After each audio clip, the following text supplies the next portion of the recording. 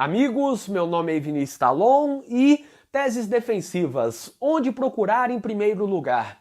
Recentemente, um colega me enviou uma mensagem dizendo que ele está atuando em um processo, mas até o momento não havia encontrado nenhuma tese defensiva quanto ao tipo penal específico e quanto aos atos praticados ao longo do processo. Segundo ele, já havia pesquisado bastante na doutrina, já havia olhado livros de direito penal parte geral, direito penal parte especial, de direito processual penal e ainda não havia encontrado nada. Também disse que havia pesquisado bastante na jurisprudência dos tribunais superiores, na jurisprudência do tribunal que julgará eventual recurso e até havia pesquisado a jurisprudência de tribunais de outros estados, mas não encontrou nenhuma tese defensiva de direito penal ou de direito processual penal. E quando ele me disse tudo isso, eu consegui compreender o que ele estava passando. É algo que eu já enfrentei também e que eu acredito que muitos também passam por essa situação. Quando você começa a atuar em um processo, é normal ir diretamente à jurisprudência para tentar entender qual é o entendimento dos tribunais sobre um caso parecido. Qual é o entendimento do STF, do STJ, do tribunal que julgará aquele recurso sobre aquele tipo de processo que você tem em mãos. Então você quer saber para ter uma previsibilidade, para ter uma segurança, para ter uma ideia de qual será o resultado daquele processo. Quando você pesquisa a jurisprudência, você encontra isso, você encontra decisões anteriores em sentidos parecidos, relacionadas a processos parecidos e, portanto, você sabe se será condenado, será absolvido, tem chance de reconhecer a causa de aumento, a causa de diminuição, o que será acolhido nesse processo. Mas é muito comum também ir diretamente à doutrina. Todos gostamos de livros, talvez por isso que a gente esteja no direito, é porque temos que ler bastante e quando você vai à doutrina, você pesquisa o entendimento, muitas vezes, de outros advogados. O que outros advogados, que são doutrinadores, que são professores, falam sobre aquele tipo de crime. Mas, fazendo tudo isso, às vezes a gente se esquece de algo básico, de algo óbvio, que é ir à legislação, olhar a lei. E nesse caso, pode parecer que é algo desnecessário, que não é importante, mas é extremamente importante olhar, em primeiro lugar, a legislação e comparar com aquele processo, comparar com aqueles fatos, com aquela prova que você tem, aquele conjunto probatório que você tem no processo, e a partir daí vão surgir algumas teses defensivas que talvez sejam tão óbvias que nem são mencionadas pela jurisprudência, talvez nem cheguem aos tribunais, porque é algo que já morre ali no primeiro grau e nem tem recurso. Então, temos que olhar a legislação. O que eu proponho aqui é que sempre que você pegar um processo, sempre que você quiser buscar teses defensivas, vá em primeiro lugar à legislação.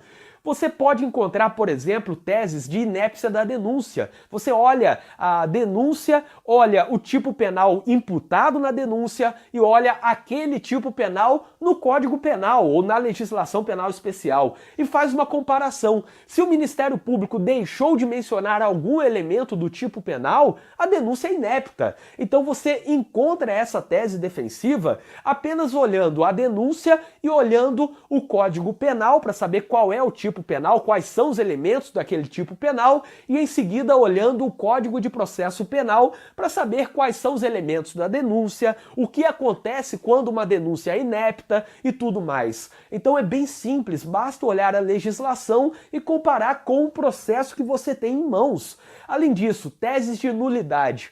É óbvio que a doutrina fala bastante sobre as nulidades, a jurisprudência fala também, quase sempre recusando as teses de nulidade, mas isso você vai usar como fundamentação.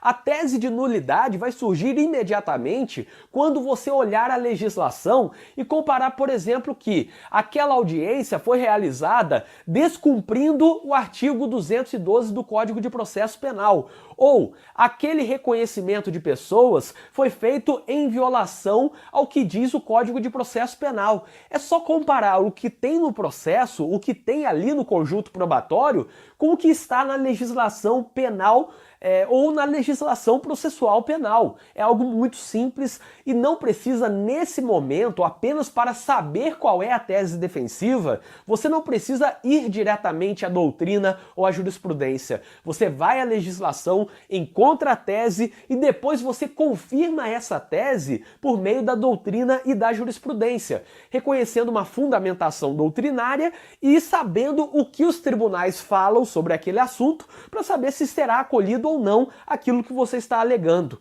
Da mesma forma, uma tese de atipicidade. Uma tese de atipicidade surge quando você olha o conjunto probatório e diz que aquilo que está no processo não preenche os elementos do tipo penal que está lá no Código Penal, na parte especial do Código Penal ou na legislação penal especial. Você pega, por exemplo, o crime de roubo, olha o que está no processo e vê que não fala nada sobre algum elemento, não fala sobre grave ameaça, por exemplo. Então tem uma relativa atipicidade formal, de modo que será desclassificado para crime de furto.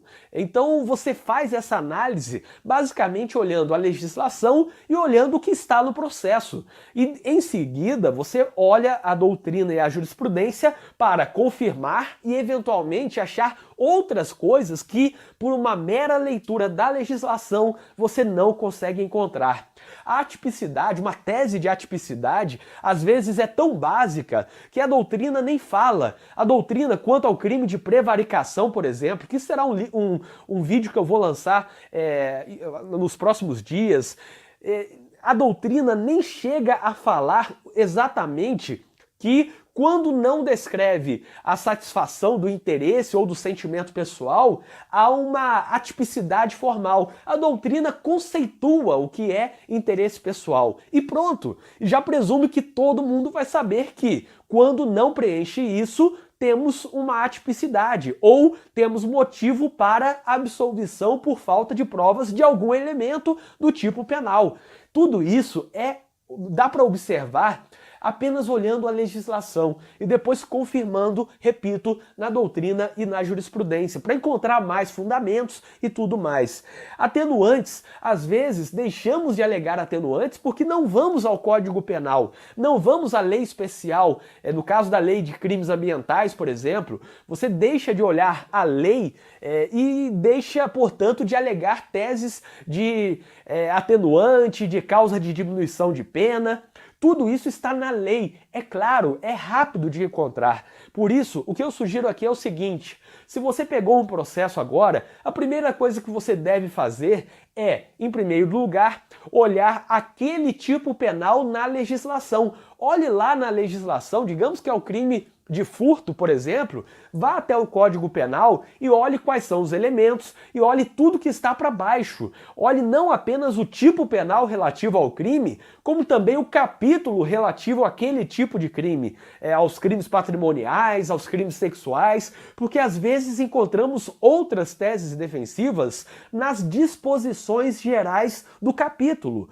Além disso, além de olhar essa parte material, veja os atos processuais. Você vai fazer uma análise da denúncia, da audiência, do reconhecimento de pessoas e da interceptação telefônica. Bom, então vá à legislação de cada um desses atos, vê o que o Código Penal, ou de Processo Penal, fala sobre a denúncia, vê em seguida o que a legislação penal especial fala sobre a interceptação, o que o CPP fala sobre a audiência, o que o CPP fala sobre reconhecimento de pessoas, e com isso você terá mais teses defensivas. Em suma, para resumir tudo isso que eu falei, o que eu proponho é que você sempre olhe, em primeiro lugar, a legislação. Veja se consegue encontrar alguma tese defensiva olhando apenas a parte relacionada ao tipo penal imputado, ao crime imputado, veja o que diz ali e faça uma comparação com a denúncia, com o conjunto probatório. Além disso, veja os atos processuais, como eles devem ser praticados conforme a legislação. E se há uma violação, você já sabe que pode surgir dali uma tese de nulidade. Eu espero que vocês tenham gostado deste conteúdo que foi lançado no meu site como podcast. Fico à disposição caso queiram solicitar algum tema, dar ideia de algum vídeo, algum artigo, algum podcast ou qualquer outro conteúdo. Inscrevam-se no canal do YouTube se vocês estiverem acompanhando pelo canal do YouTube e ative as notificações também. E até o próximo conteúdo.